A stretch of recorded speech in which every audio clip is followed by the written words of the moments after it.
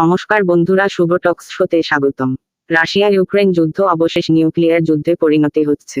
কিছু কিছু খবরের চ্যানেলে দেখানো হচ্ছে যে রাশিয়া ইউক্রেন নিউক্লিয়ার যুদ্ধ শুরু করতে যাচ্ছে।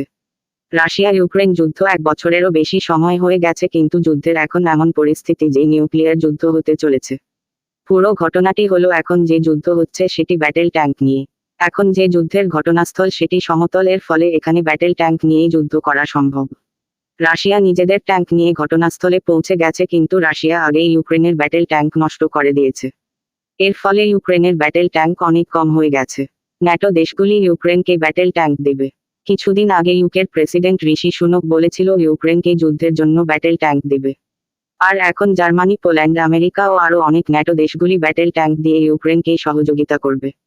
রাশিয়ার প্রেসিডেন্ট ভ্লাদিমির পুতিন বলেছেন যে ইউক্রেন যদি ব্যাটেল ট্যাঙ্ক দিয়ে ছোট নিউক্লিয়ার বোম রাশিয়ার সেনাদের উপর আক্রমণ করে, তাহলে রাশিয়া নিউক্লিয়ার বোম আক্রমণ করতে পিছুপা হবে না। রাশিয়ার কাছে যা নিউক্লিয়ার বোম আছে অন্য কোন দেশের কাছে নেই। এই জন্যই পৃথিবীর সব দেশ চিন্তায় আছে যে নিউক্লিয়ার যুদ্ধ না হয়। কোন রকম ভাবে যদি এটা নিউক্লিয়ার যুদ্ধ হয় তাহলে সব দেশেরই ক্ষতি হবে। আপনারা জানেন 1945 সালে 6ই আগস্ট ও 9 আগস্ট জাপানের হিরোশিমা ও নাগাসাকি শহরে নিউক্লিয়ার হামলা হয়েছিল। সেখানে পরিস্থিতি এখনো স্বাভাবিক হয়নি। আর তখনকার দিনের নিউক্লিয়ার বোমের ক্ষমতার চেয়ে এখনকার নিউক্লিয়ার বোমের ক্ষমতা 10 গুণ। তাহলে ভেবে দেখুন কি রকম ক্ষতি হতে পারে। আপনাদের মতামত জানাবেন আর প্লিজ চ্যানেলটিকে সাবস্ক্রাইব করে দেবেন।